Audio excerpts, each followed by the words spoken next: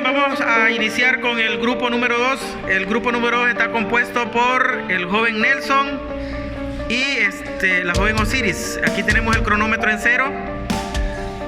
Prepárense, ¿están preparados? Entonces, inicien ya.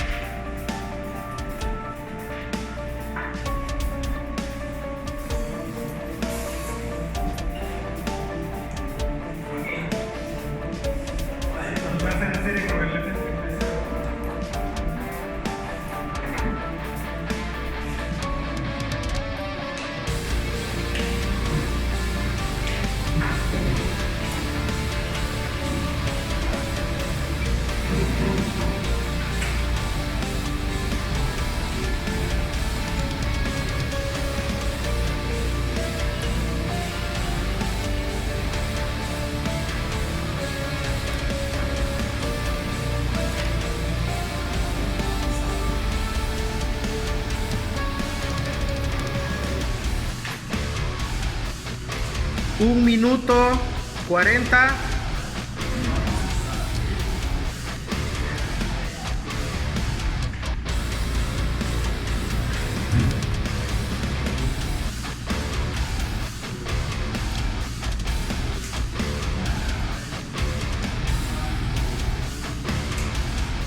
Dos minutos.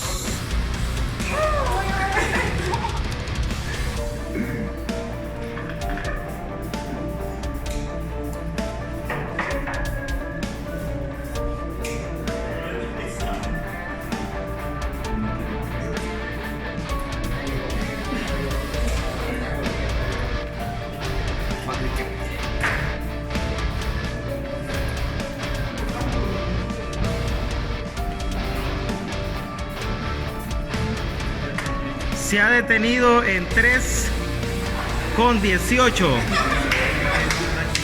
Ok, entonces ahora viene la prueba de fuego a ver si funciona. Entonces, ok, revisen ahora, prueben.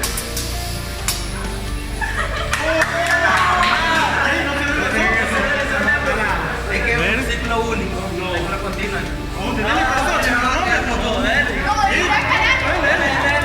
Espere, entonces tiene que regresar.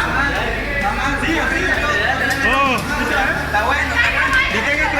Detenga el cronómetro, ok, perfecto, ¿está bien? Ok, ahora una segunda prueba.